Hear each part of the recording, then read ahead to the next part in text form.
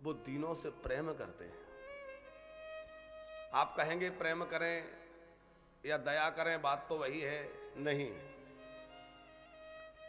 हम सड़क से जा रहे हैं, रास्ते में सड़क किनारे कोई दीनहीन बैठा है, ठंड में ठुठुर रहा है, भूखा है, हमें दया आएगी, हम उसको कंबल दे देंगे, कपड़ा दे देंगे, भोजन दे देंगे, लेकिन उसको उठा के अपनी गाड़ी में नहीं बैठा के घर ले आएंगे। इतनी दया नहीं होगी।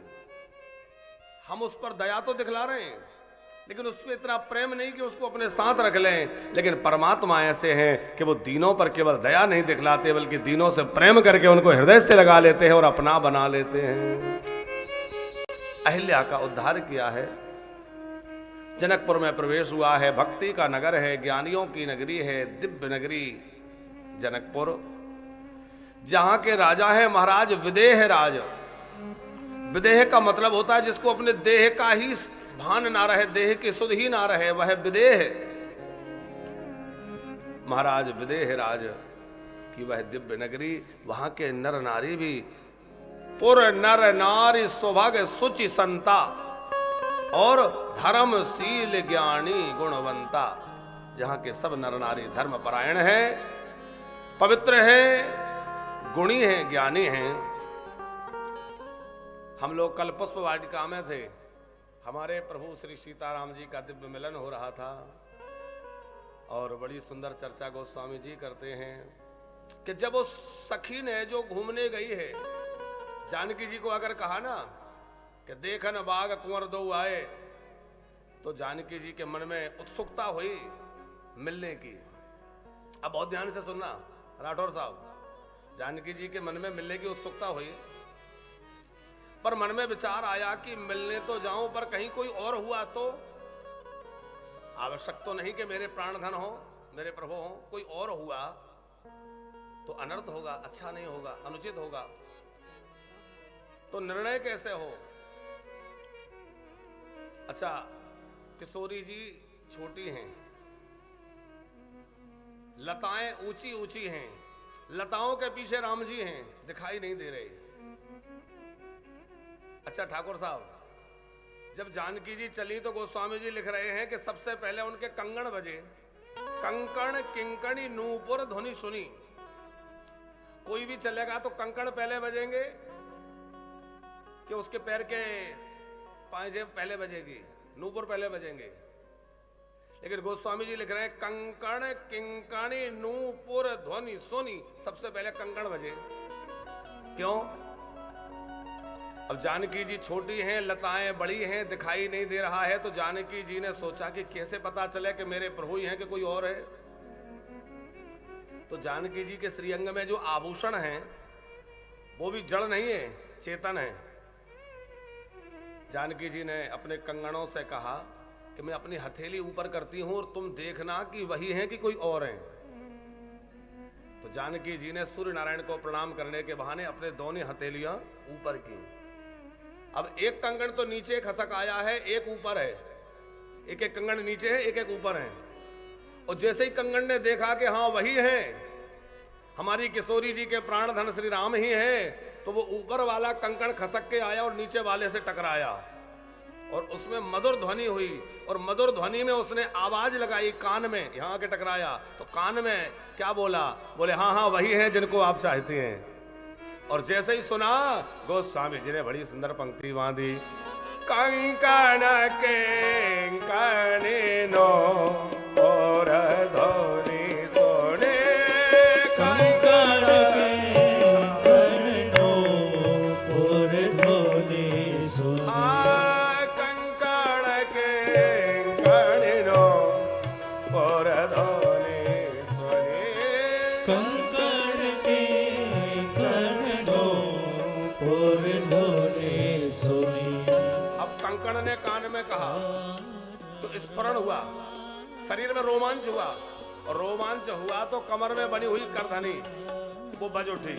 किंकणी बोलते हैं करधनी को, करधनी बजी। और फिर मिलन की व्याकुलता हुई तो पैर आगे बढ़े, और पैर आगे बढ़े तो नूपुर बजने लगे। इसलिए गोस्वामी जी ने बड़े क्रम से लिखा है, कंकण के गणनो पुर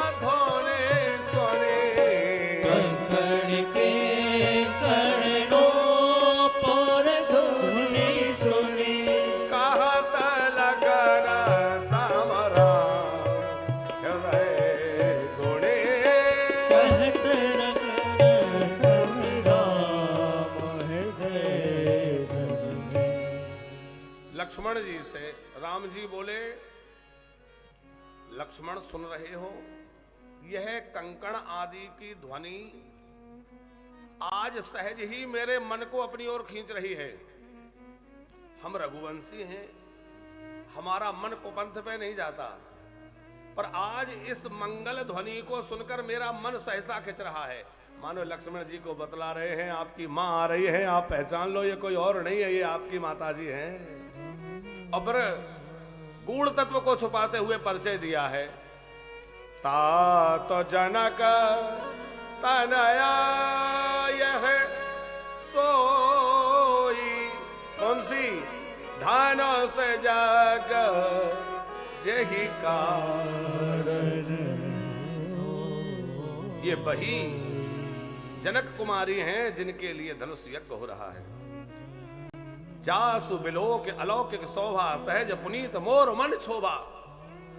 अलौकिक शोभा मतलब लौकिक शोभा नहीं, अलौकिक शोभा, प्रीति अलौकिक। अब किशोरी जी सामने गई। अच्छा, लक्ष्मण जी ने राम जी का बड़ा सुंदर श्रृंगार कर दिया है। देखो, बहुत सुंदर कथाएं हैं।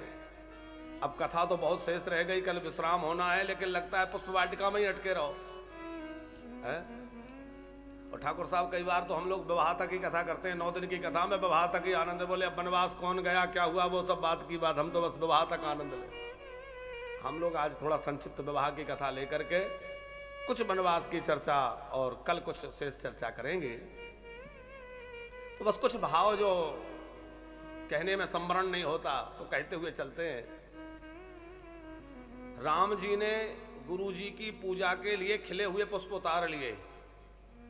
तो जो पौधों में कलियां थी ना, वो सोच रही थी काश हम भी खिल गए होते तो हमें भी राम जी उतार के अपने हाथों में रख लेते, पर हम खिल नहीं पाई, हम कलियां ही रह गई तो हम रह गई।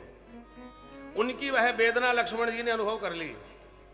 लक्ष्मण जी ने देखा कि कलियां परेशान है, कलियां दुखी हैं, तो लक्ष्मण जी ने क्या किया, उन कलियों को उतार लिया और कलियों को उतार करके सुंदर उनका गुच्छ बनाया और राम जी के मस्तक पर जो है सुंदर जटाओं में उनको लगा, सुंदर केसों में मुकुट में लगा दिया।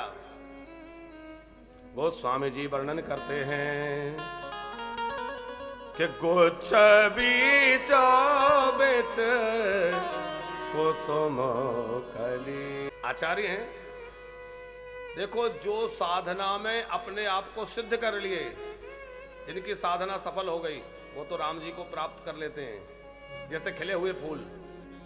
लेकिन जो अभी साधना को आगे नहीं बढ़ा पाए, अध कचरे हैं, बंद कलियों की तरह हैं, तो राम जी भले ही उनको ना उतारें ना अपनाएं, लेकिन यदि लक्ष्मण जी जैसे सदगुरु मिल जाएं, लक्ष्मण जी जैसे कोई आचार्य मिल जाएं, तो भैया खिले फूल तो राम जी के हाथों में है, पर बिना खिली हुई कलियां लक्ष्मण जी ने राम जी के सिर पे बिठा दी हैं। यदि लक्ष्मण जी जैसे आचार्य की कृपा हो जाए तो वो आपको भगवान के पास पहुंचा दे। गुच्छ बीच बीच कुसुम कली के, और यहाँ लक्ष्मण जी ने राम जी को मोर पंख धारण कराया है। मोर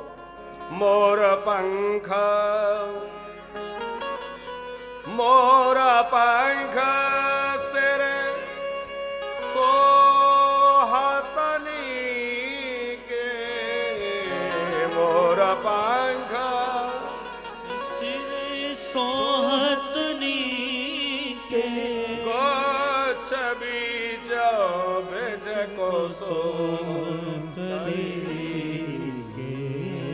अब राम जी का वह स्वरूप मोर पंख धारण किए हुए हैं, सुंदर कलियां मुकुट में सुशोभित हो रही हैं, और किशोरी जी की दृष्टि पड़ी, और किशोरी जी की दृष्टि पड़ी तो जानकी जी बस टकटकी लगाए देखती ही रह गई, देखती ही रह गई कि राम देखे सिया को, सिया राम को, चारों अखियां लड़े के लड़े रहे गई। हमारे ठाकुर साहब गाते थे, इसको हमने तब सुना था जब रामलीला होती, तो ठाकुर साहब गाते थे कि राम को देख करके जनक नंदनी और बाग में वो खड़ी की खड़ी रह गई। राम देखे सिया को, सिया राम को, राम देखे सिया को, सिया राम को, चारों अखियां लड़ी की लड़ी रह गई। चारों अखियां लड़ी की लड़ी रह गई। सियाजू की पलके गिरना बंद हो गया। राम जी भी अपलक नेत्रों से देख रहे हैं। पलके गिरना बंद हो गया।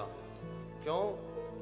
बोले हमारी पलके जो गिरती उठती हैं इसमें निमि महाराज का वास है, और निमि जी जो हैं वो जानकी जी के पूर्वज हैं।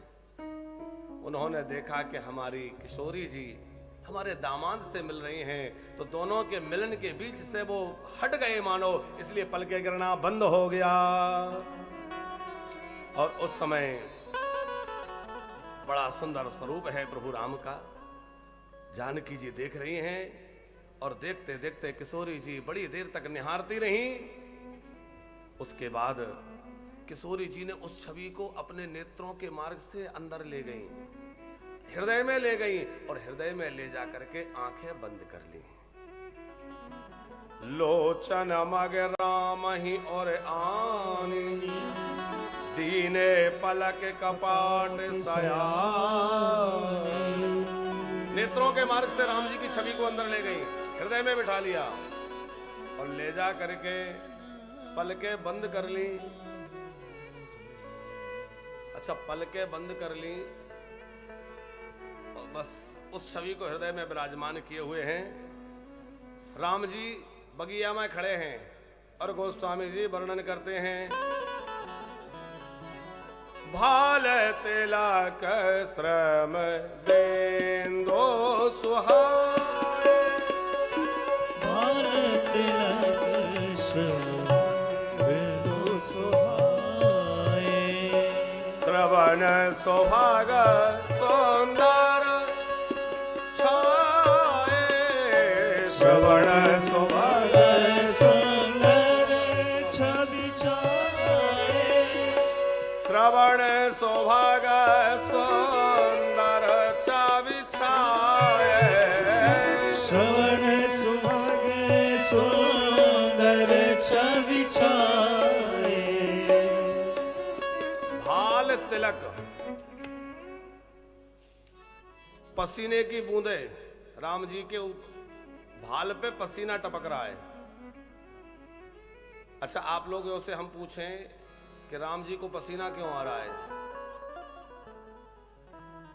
कोई गर्मी का समय नहीं था। धीमे इसको, हारमोनियम की आवाज को कम करो लाला, बहुत से चारों तरफ से हो रही है। जितना कम बजाओ अच्छा है। क्या कह रहे थे? पसीना, गर्मी का समय तो नहीं था। राम जी का विवाह कौन से महीने में हुआ है?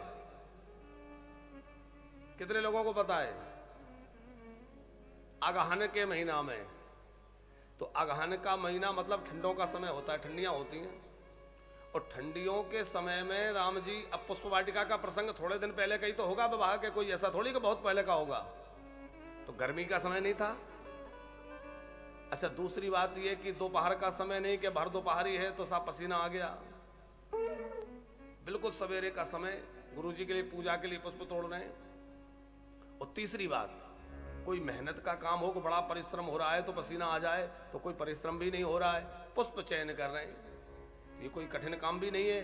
फिर पसीना क्यों आ रहा है? भाल तिलक श्रम बिंदु सुहाए, पसीना क्यों आ रहा है? तो जनकपुर वालों का भाव अलग है, अयोध्या वालों का भाव अलग है।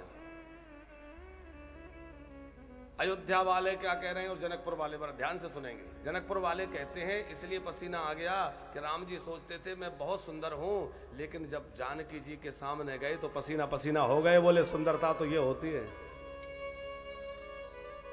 अयोध्या वाले बोले नहीं नहीं ये बात नहीं है। तो बोले बात ये है कि किसी को किसी कमरे में बंद कर दो, खिड़की दरवाजे बंद कर दो, तो बेचारे को पसीना आएगा कि नहीं?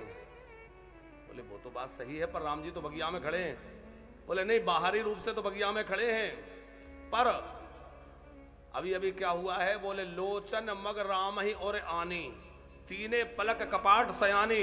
किशोरी जी नेत्रों के मार्ग से हृदय में ले गई और सारे खिड़की दरवाजे आंखों के बंद कर दिए। तो बोले अब हृदय में बंद कर लिया तो पसीना तो आएगा, इसलिए राम जी के पसीना छूट रहा है। छूटत लिलार पर पसीना है। अब लक्ष्मण जी सोच रहे हैं कि एक बार मुझ पर भी दृष्टि पड़ जाती, क्योंकि ये मेरी माँ है, भक्ति महारानी है, और मुझ पर कृपा दृष्टि हो जाए।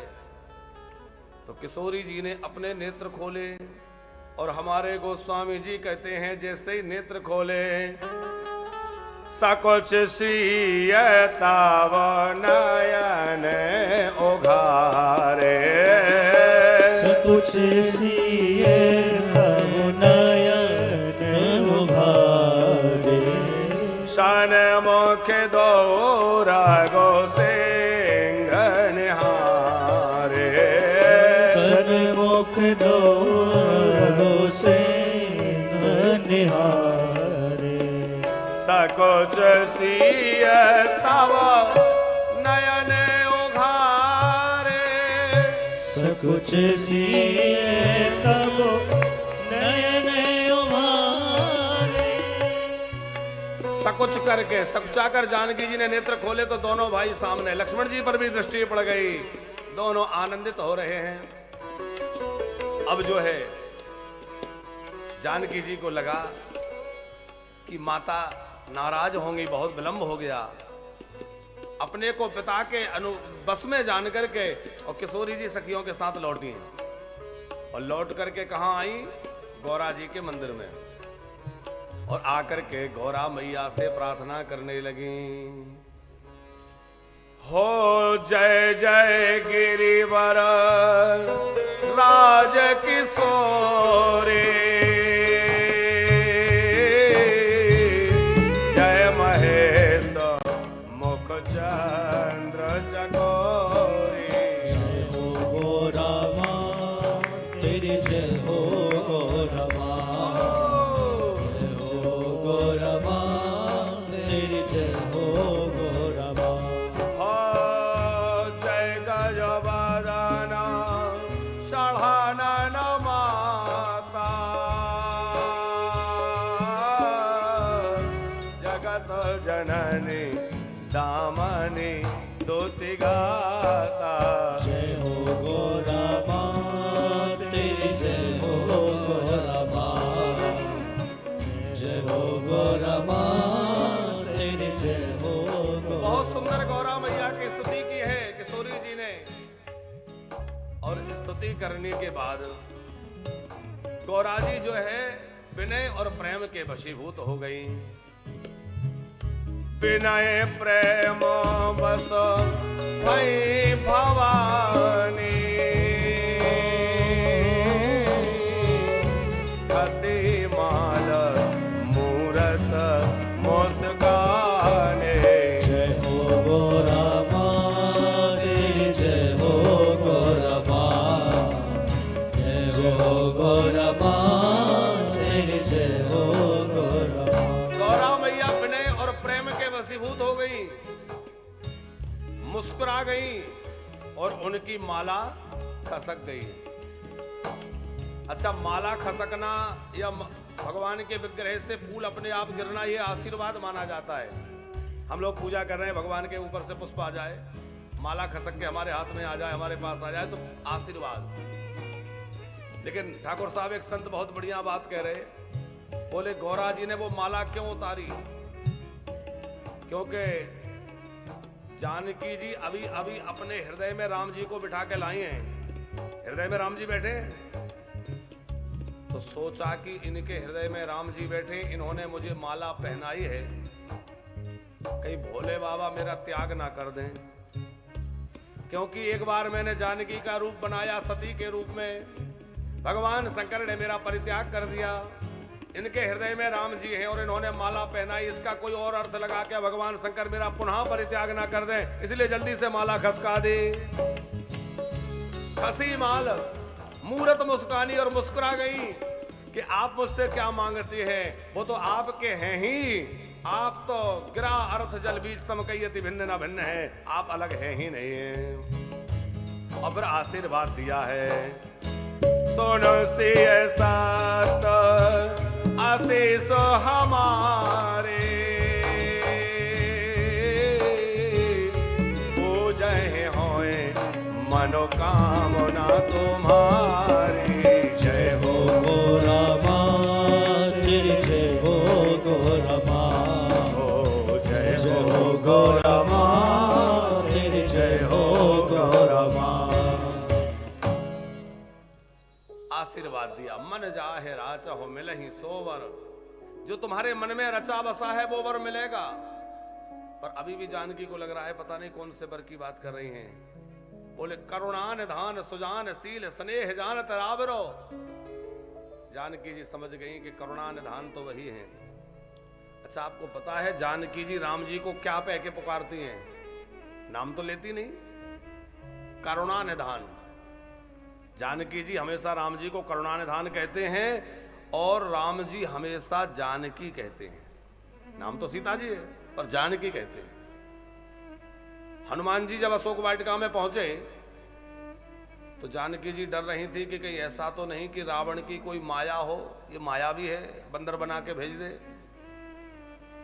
तो राम जी ने कोड वर्ड बतला दिया था, क्या? बोले जाकर के ये कह देना। तो हनुमान जी ने जैसे ही कहा, राम दूत में मातु जानकी सत्य शपथ करुणान धान की, और जैसे ही कहा करुणान धान की शपथ, तो जान गई कि ये बात तो वो ही जानते हैं कि मैं उनको करुणान धान कहते हूं और निश्चित ही उन्हीं का दूत है। अब पक्का विश्वास हो गया। तो वो शब्द कौन ने दिया? करुणान धान सो जानशील स्नेह जानत रावण। करुणा निधान सुजानशील स्नेह जानत रावण। करुणा निधान सुजानशील स्नेह जानत रावण।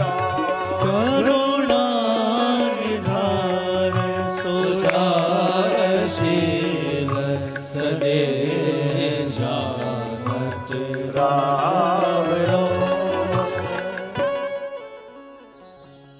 आशीर्वाद मिल गया, लौट के अपने भवन में आई और उधर राम लक्ष्मण भी गुरु जी की सेवा में गए और पूरी बात ज्यों की त्यों सुना दी।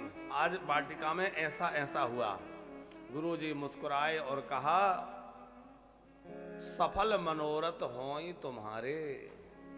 और राम लखन सुन भय सुखारे, आनंदित हो गए। अब गुरु जी ने कहा, रामभद्र जल्दी करो, हम लोगों को धनुष यज्ञ में जाना है। उधर महाराज जनक का दरबार लगा हुआ है, बड़ा विशाल धनुष रखा हुआ है। धनुष यज्ञ के लिए बड़े बड़े नरपति सब आए हुए हैं, राजे महाराजे दूर दूर से पधारे हैं, सब बैठे हुए हैं। बीच में धनुष रखा है और उसी समय प्रभु श्री राम लक्ष्मण गुरु जी के साथ में प्रवेश करते हैं और बड़ी सुंदर झांकी है। कैसे दिखाई दे रहे हैं? हमारे गोस्वामी जी कहते हैं, जिनकी रहे भावना जैसी, जिनकी रहे भावना जैसी, प्रभु मोरत दे तीन तैसी। प्रभु मोरत दे कई तिल तैसी। जिनकी जैसी भावना है, देखई रूप महारण धीरा, मन हो वीर रस भरो धरे शरीरा। जो योद्धा बैठे हैं उनको बड़े भारी योद्धा लग रहे हैं, जो कुटिल राजा हैं उनको काल के समान लग रहे हैं, और जो प्रेमी है कठोर सब का सोई पुरारी को दंड कठोरा। सोई पुरारी को दंड कठोरा। राज समाज आज समाज आज जय तोरा। आज भरी सभा में जो इस धनुष को उठा देगा, त्रिभुवन जय समेत वैदेही, उसको त्रिभुवन में विजय और वैदेही प्राप्त हो जाएगी। अब राजा व्याकुल हो रहे हैं कि ऐसा ना हो हमारे पहले कोई और तोड़ दे, अकुला रहे हैं। और जैसे ही उठाने का नंबर आता है, परिकर बांधी उठे अकुलाई और चले इष्ट दे वह सिरुना।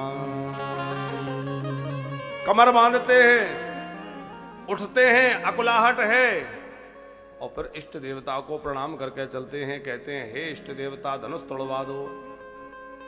अच्छा, इष्ट देवताओं के सामने भी बड़ी समस्या है,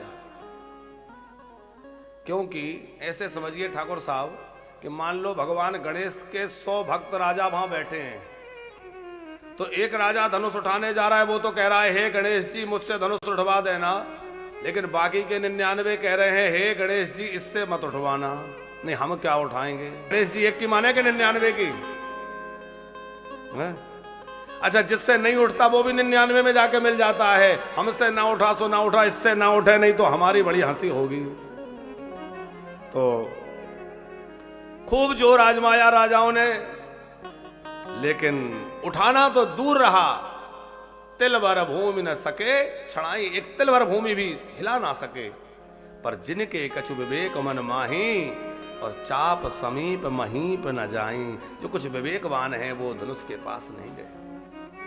अब जो है 10,000 राजा एक ही साथ मिलकर धनुष उठाने लगे। भूप साहस 10 एक ही 12।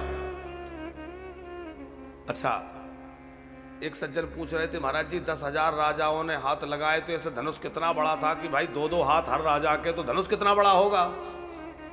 हमने कहा धनुष सजीव था, हो सकता है घटता बढ़ता हो तो बढ़ गया होगा। अथवा 1 ही 12 का मतलब है एक ही बार में, माने एक ही दिन में, बार माने दिन, रविवार सोमवार बोलते हैं ना, एक ही दिन में 10,000 राजा अपना अपना बल आजमा चुके पर धनुष नहीं हिला सके।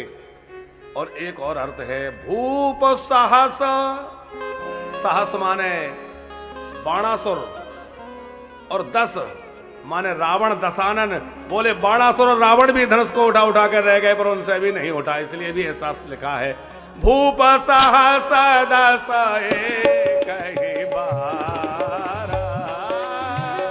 भूप सहस 10 एक ही बार। लगे उठावन करही न तारा। लगे उठावन करही न तारा। डगई न शंभो सरासन कैसे। करही न शंभो सरासन कैसे। कामी बचन सती मन जैसे। कामी वचन सती मन जैसे। भूप सहस 10 एक ही बार। भूप सहस 10 एक ही बार। लगे उठावन करही न तारा।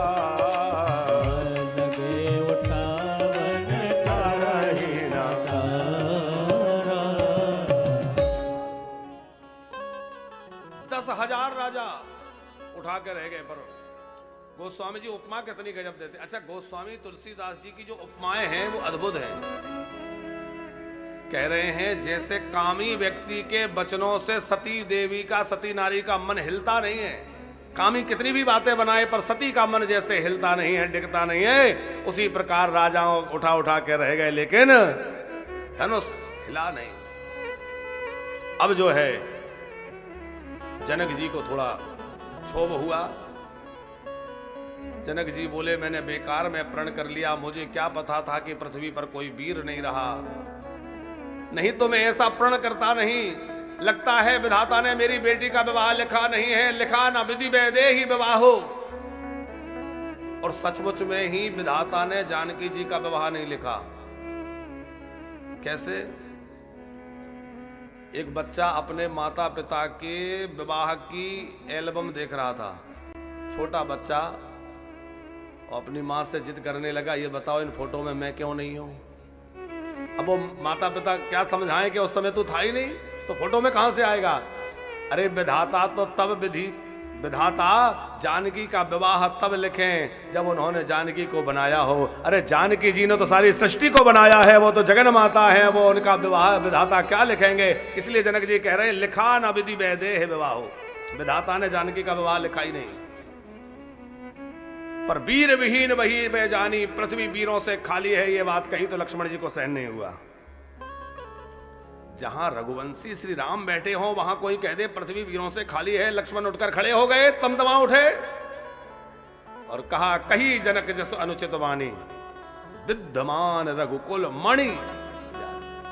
कौन बैठा है यहां? बोले रघुकुल की मणि।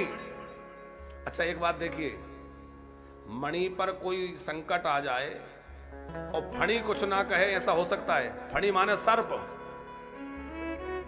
मणि पर जब संकट आता है तो फणी दौड़ पड़ता है, और राम जी मणि हैं, लक्ष्मण जी फणी है, शेषनाग है, उठकर खड़े हो गए। बोले कैसे मणि को कुछ कह रहे हो? और राम जी की कीर्ति ध्वजा है, रघुपति कीर्ति विमल पताका, और लक्ष्मण जी उसमें लगने वाले डंडे हैं, दंड समान भय उजस जाका। और झंडा तो तभी फहराएगा जब डंडा उठेगा, इसलिए राम जी से पहले लक्ष्मण जी उठ के खड़े हो गए, तभी तो राम जी का इस कीर्ति का झंडा फहराएगा। और बोले जो तुम्हारे अनुशासन पावो तो कंदुक ब्रह्मांड उठावा, गेंद की तरह पूरे ब्रह्मांड को उठा दो, धनुष की बात तो दूर है। कुटिल राजा आपस में चर्चा कर रहे, क्यों रे, हमने कहा था घर चलो, तुम ही कह रहे थे तमाशा देख लो, अब ये छोटा वाला पूरा ब्रह्मांड उठाए दे रहा है। दूसरा बोला उठाएगा तो हर्ज क्या है, उठाएगा तो उठ जाएंगे, रखेगा तो फिर नीचे आ जाएंगे। तब तक लक्ष्मण जी ने कहा, काचे घड़े में डारों फोड़ी, कच्चे घड़े की तरह ब्रह्मांड को फोड़ डालूंगा। एक बोला अब मरे, जब ब्रह्मांड फूटेगा तो फिर तो मरेंगे, उठाता तो कोई बात नहीं थी पर फोड़ देगा, कहा था घर चलो। तो दूसरा बोला, क्यों रे, तेरा घर कोई ब्रह्मांड के बाहर है क्या? अरे मरते वहां भी इसलिए यहीं मरो, तमाशा देख के मरो। दूसरा बोला, अच्छा ये बताओ जब ब्रह्मांड ही फूट जाएगा तो सीताराम जी का विवाह कैसे होगा? लक्ष्मण जी होश में बोल रहे हैं, पूरा जोश में तो बोल रहे हैं, लेकिन राठौर साहब होश भी पूरा है। कैसा कहा? बोले कच्चे घड़े की तरह, पके घड़े की तरह नहीं, क्योंकि पका हुआ घड़ा एक बार फूट जाए तो नहीं बन सकता, पर कच्चा घड़ा यदि फूट जाए तो दोबारा बन सकता है। और बनाने वाली शक्ति कौन है? बोले लवन में सब ब्रह्मांड निकाया। हमारी किशोरी जी एक लव मात्र में अनेक ब्रह्मांड उत्पन्न कर सकती हैं। अच्छा लक्ष्मण जी जब बोले तो इतनी जोर से बोले कि पृथ्वी कांप गई, दिशाओं के हाथी चिघाड़ने लगे, समुद्र खोल गया, सब कुछ हिल गया, पूरे राजाओं में खलबली मच गई। दो नहीं हिले, कौन? बोले एक तो राम जी और एक धनुष, दोनों नहीं हिले। उसी समय विश्वामित्र जी, राम जी ने इशारा किया, लक्ष्मण जी बैठ गए, और विश्वामित्र जी ने सुंदर समय जाना। विश्वामित्र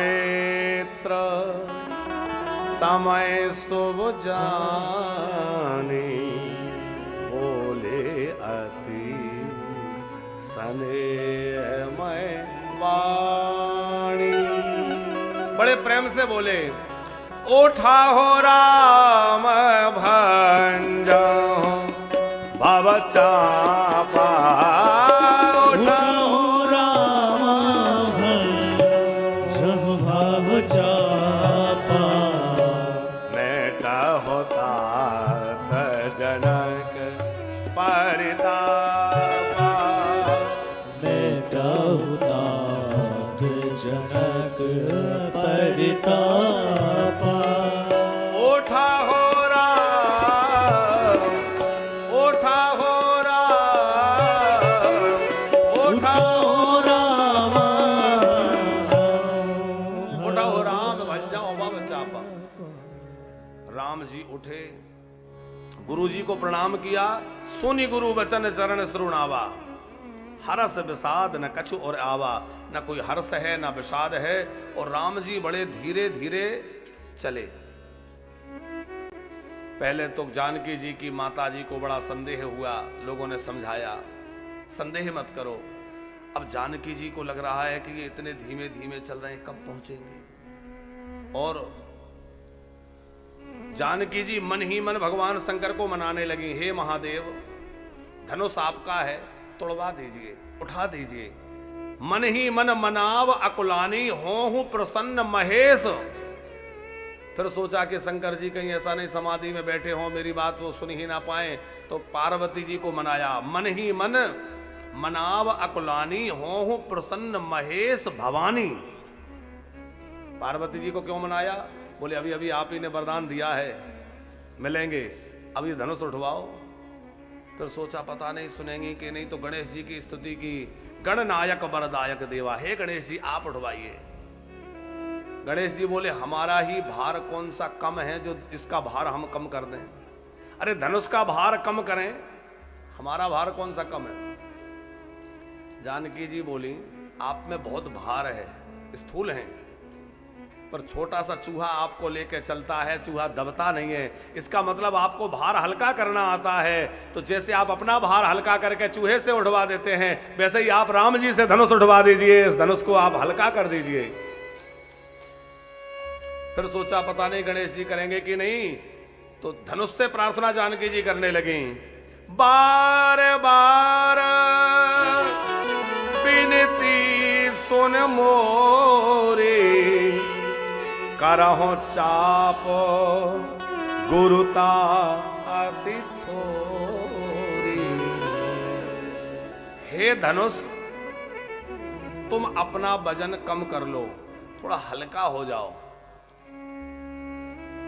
ठाकुर साहब धनुष बोला क्या हम भरी सभा में अपना हल्कापन सिद्ध कर दें, हल्के हो जाएं? बोले देखो मेरे लिए हल्का हो जाओ। धनुष बोला कि अच्छा एक बात बताओ, मैं फिर अपना भार कहां डालूं, इतना भार है उसको कहां ले जाऊं। बोले निज जड़ता लोगन पर डारी, अपना भार इन राजाओं पर डाल दो। क्यों? बोले एक आप हो जो उठते नहीं हो, और एक ये लोग हैं ये बैठते नहीं है, अपना भार इन पर डाल दो ताकि ये बैठे रहें और आप उठ जाओ।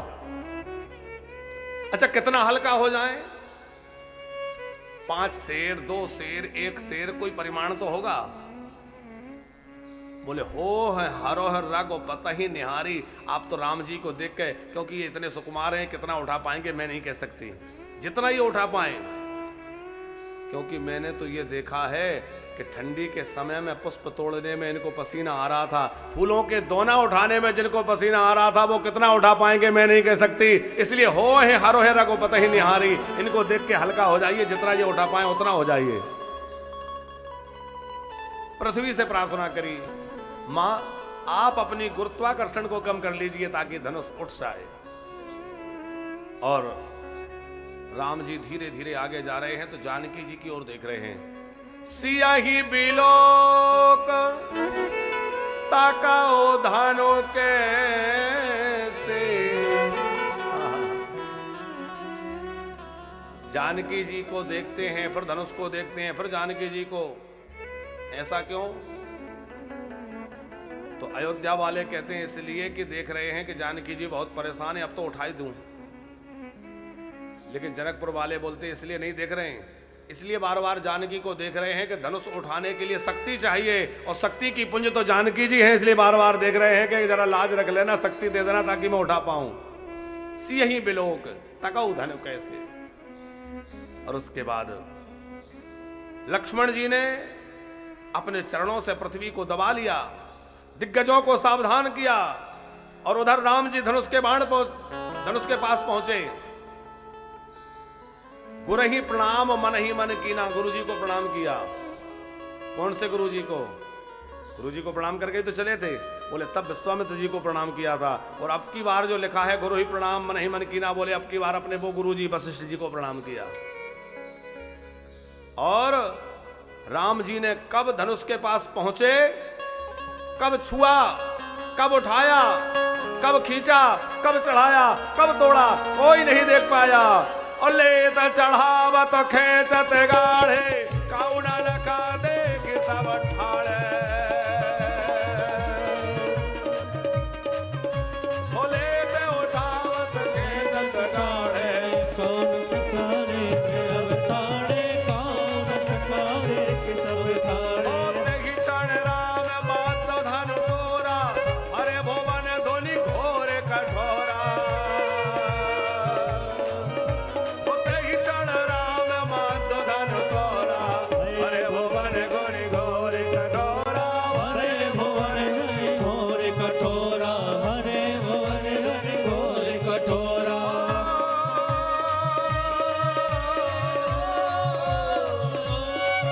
हरे भुवन घोर कठोर, रव रवि बाजित जो मार्ग चले।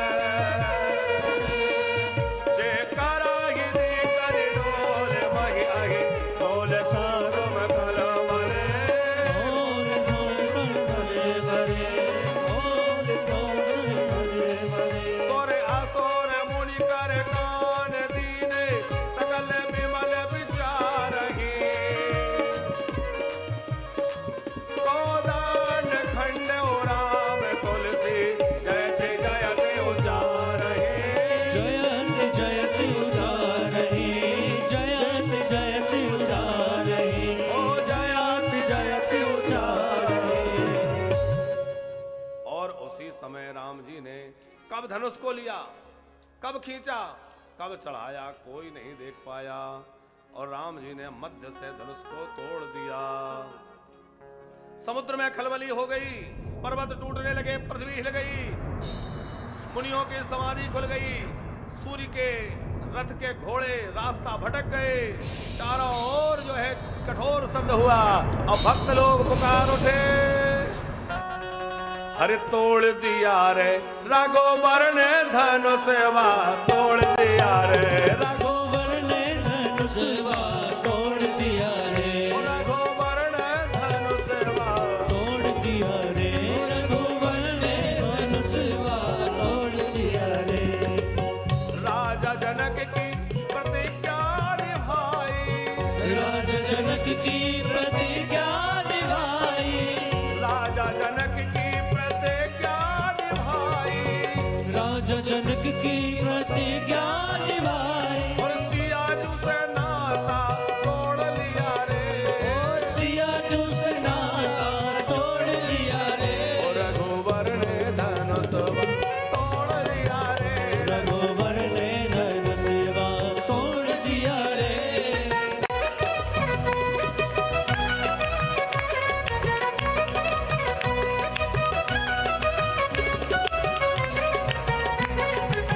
जय हो।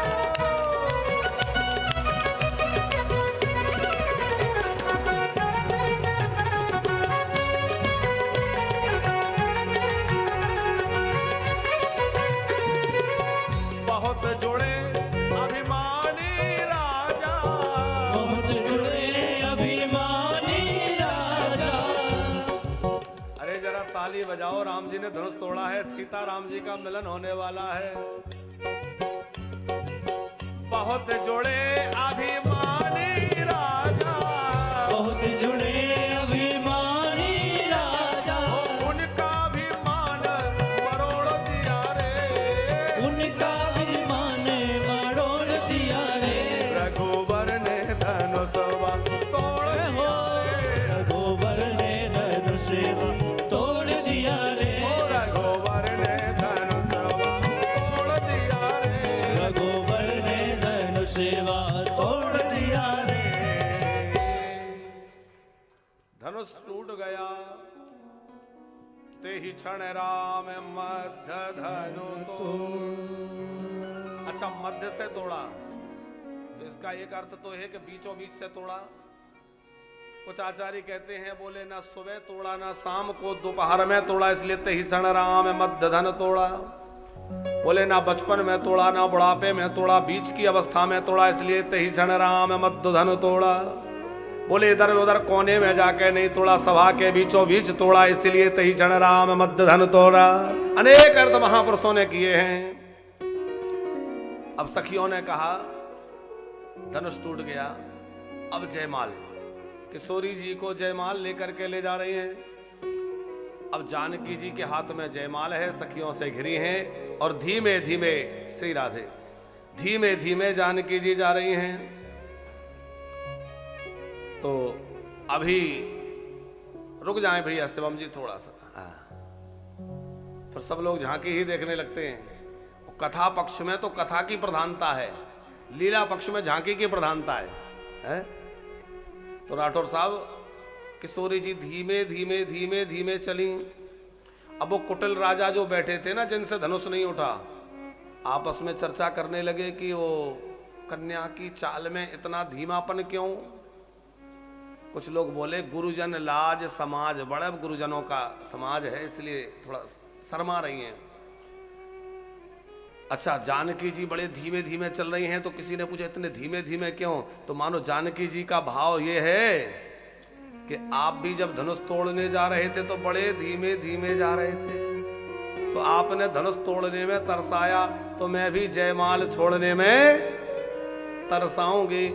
जैसा था गुमान आपको कमान खींचने में, मैं भी वैसी ही स्वाभिमानता दिखलाऊंगी। और तुमने तरसाया था धनुष तोड़ने में, तो मैं भी जयमाल छोड़ने में तरसाऊंगी। जल्दी नहीं मिलेगा ये विश्व विजय का हार।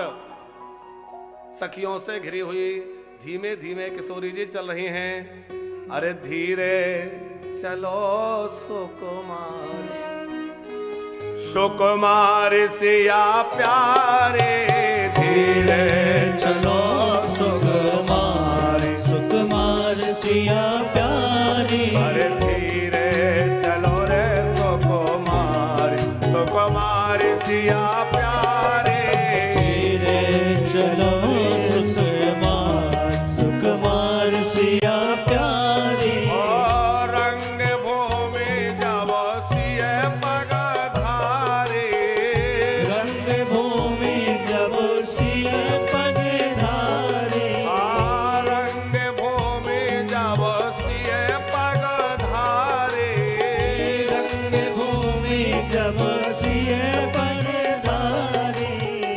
देख रूप मोहे नर नारे, देख रूप मोहे नर नारी। अरे धीरे चलो रे सुकुमार, सुकुमार सिया प्यारे, धीरे चलो सुकुमार, सुकुमार सिया प्यारी। जय हो बोल जानकी मैया की।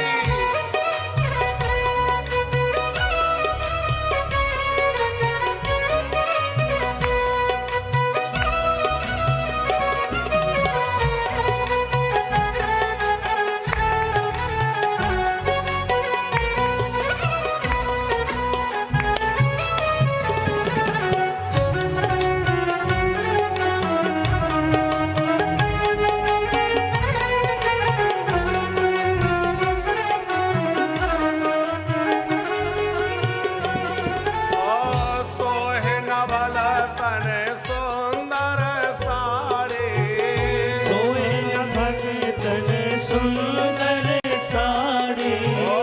सोहे नवल तन सुंदर साड़े, सोए न भगतन सुंदर साड़ी। जगत जननी अतुलित छवि भारे, जगत जननी अतुलित छवि भारी। अरे धीरे चलो रे सुकुमार, सुकुमार सिया प्यारे, धीरे चलो सुकुमार, सुकुमार सिया प्यारी। ओ धीरे चलो रे सुकुमार, सुकुमार सिया प्यारे, धीरे चलो रे सुकुमार, सुकुमार सिया प्यारी। अच्छा थोड़ी देर के लिए सभी लोग बैठ जाइए, थोड़ी कथा रस का भी आनंद और झांकी का भी आनंद लेते चलेंगे। जानकी जी आके पास में खड़ी हुई, सखियाओं ने राम जी से कहा थोड़ा झुक जाइए, क्योंकि राम जी ऊंचे हैं, किशोरी जी छोटी हैं। तो सखियों ने कहा झुक जाइए, तो राम जी झुकने लगे। और जैसे ही राम जी झुकने लगे तो एक सखी मुस्कुरा के बोली, देखो हमने सुना था रघुवंशी झुकते नहीं है। दूसरी बोली, अपने मतलब के लिए अच्छे अच्छे झुक जाते हैं। लक्ष्मण जी बोले, सरकार अब मत झुकना, अब तो रघुवंशियों की बात आ गई, झुकना मत, आ जाओ। बोले अब तो रघुवंशियों की बात आ गई, अब मत झुकना। राम जी अब तो अकड़ के खड़े, अब नहीं झुकेंगे। सखियां बोली, देखो बड़ी देर हो गई, किशोरी जी माला लेके खड़ी हैं, झुक जाइए। राम जी बोले नहीं झुकेंगे। एक सखी बोली, विवाह में ऐसी रीति होती है झुकना पड़ता है। राम जी बोले, विवाह में ऐसी कोई रीति नहीं होती झुकना पड़े।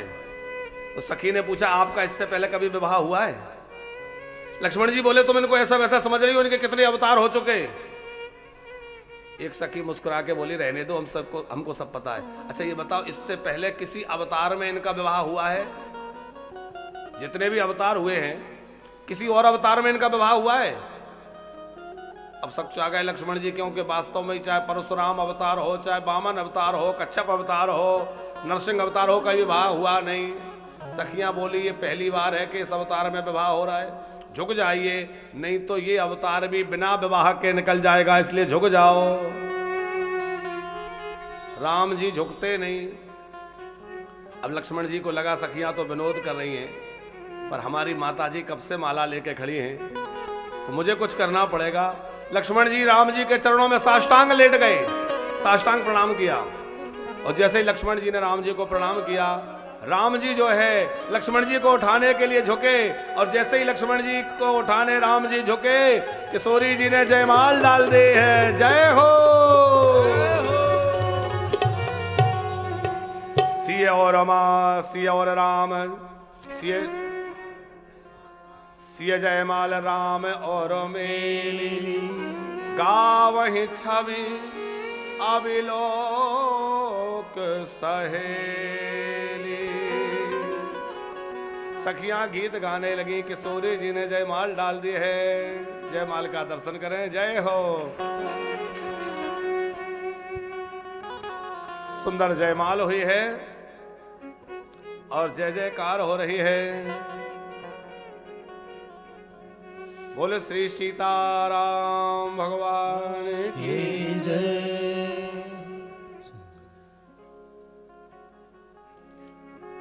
हरे गावहि छवि अवलोक सहेली, गावहि छवि अवलोक सहेली, सिय जयमाल राम और मेली, सिय जयमाल राम और मेली, गावहि छवि अवलोक सहेली, गावहि छवि अवलोक सहेली, गावहि छवि अवलोक सहेली, गावहि छवि अवलोक सहेली, सिय जयमाल राम और मेली, सिय जयमाल राम और मेली, सिय जयमाल राम और मेली।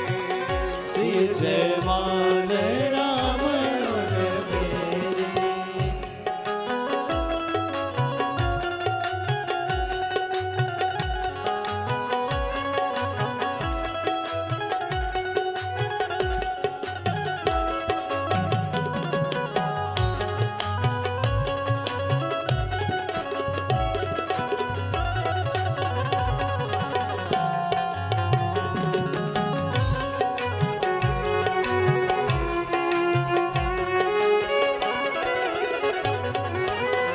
सखी कहि प्रभु पद कहो सीता, सखी कहि प्रभु पद कहो सीता, करति न चरण परस अति भीता, परस चरण परस अस बीता, कहसि न चरण परस अति भीता, परस चरण परस अस बीता, गावहि भावहि छवि अबे लोक सहेली।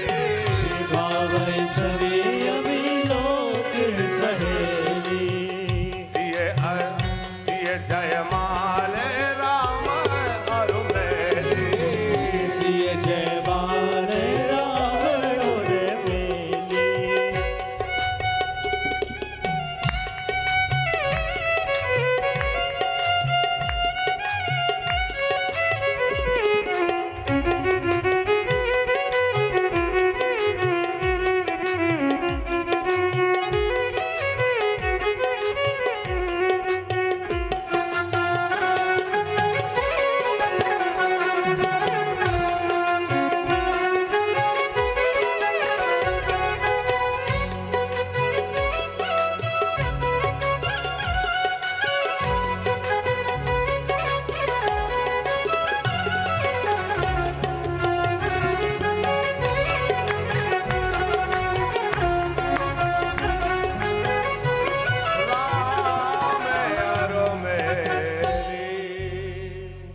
जयमाल पर गई। सखियों ने कहा अब राम जी को प्रणाम करो, तो जानकी जी प्रणाम करने में डर रही हैं। गौतम तिय गति सुरत करि नहीं पर सत पग पाए। मन बेह से रघुवंश मणि प्रोहित अलौकिक जाय। अहिल्या का विचार करके इनके चरणों से छूकर शिला नारी बन गई, और कहीं इनके चरणों को छूकर मैं नारी शिला बन गई तो इनकी सेवा कैसे करूंगी, इसलिए जानकी सकुचा रही हैं। और कुटिल राजाओं में चर्चा होने लगी। जयमाल हो गई, अब ये प्रणाम क्यों नहीं कर रहे? एक बोला मुझे तो लगता है कन्या के मन में वर के प्रति श्रद्धा नहीं है। अब वो तो मजबूरी है, धनुष टूट गया तो वरमाला पहनानी, जयमाला डाल दी। दूसरा बोला कि ऐसे थोड़ी विवाह हो जाएगा जब तक हम लोग हैं। एक बोला जनक जी को बंदी बना लो, राम जी को बंदी बना लो, जानकी को छीन लो, ले चलो। एक ने पूछा क्यों रे, ये तेरे बल पराक्रम अभी कहीं नया आ गया कि पुराना ही है? और यदि पहले भी इतना बल था तो तूने धनुष क्यों नहीं उठाया? आपस में चर्चा हो रही थी। लक्ष्मण जी से वो वचन सुने नहीं जाते, बाण की तरह लग रहे हैं। लेकिन लक्ष्मण जी राम जी के डर से बैठे हुए हैं कि राम जी कहेंगे कि बार बार खड़े हो जाओ। बस अब झांकी को विदा कर दें और आप लोग सभी लोग बरात जाएं। मैया बरात जाओ, ओ मैया आ जाओ आ जाओ। श्री राम जय राम जय जय राम। श्री राम जय राम जय जय राम। श्री राम जय राधे। ये मैया को प्रणाम जय जय राम। श्री राम जय राम जय जय राम। श्री राम जय राम जय जय राम। राम जय राम जय जय राम। श्री राम जय राम जय जय राम। श्री राम जय राम जय जय राम। अब बस थोड़े देर की कथा है, बहुत शांत चित्त होकर सुनेंगे सब लोग। कुटिल राजाओं की बातें लक्ष्मण जी को बाण की तरह लग रही हैं, पर बैठे हैं। उसी समय परशुराम जी का आगमन हुआ, और परशुराम जी जब आए तो एक राजा दूसरे से कह रहा था कि जानकी जी को छीन लो, दोनों भाइयों को बंदी बना लो। बड़े बड़े बोल रहा था, और बोलते अच्छा सबकी नजर उसकी ओर थी, उसकी नजर सामने थी। सामने से आ रहे हैं परशुराम जी। जैसे ही परशुराम जी पर दृष्टि पड़ी, मुंह खुला की खुला रह गया, हाथ ऊपर के ऊपर रह गया, कुछ बोलना भूल गया, अक्का बक्का रह गया। अब बगल वाले बोल रहे हैं हाँ बोलो बोलो, चुप कैसे हो गए? सबका ध्यान उधर गया जिधर वो देख रहा था, और जैसे ही सबने परशुराम जी को देखा तो फिर सबकी बोलती बंद हो गई। तेहि अवसर सुन शिव धनु भंगा, आयहु रघुकुल कमल पतंग, आयहु रघुकुल कमल पतंग। हाथ में परसा है, शरीर पे भभूति लगी हुई है, विशाल जटाएं हैं, विशाल त्रिपुंड विराजा हुआ है, धनुष बाण बरसी कृपाण तमाम अस्त्र शस्त्र लिए हुए हैं। राजा कांप गए, अब बचना मुश्किल है।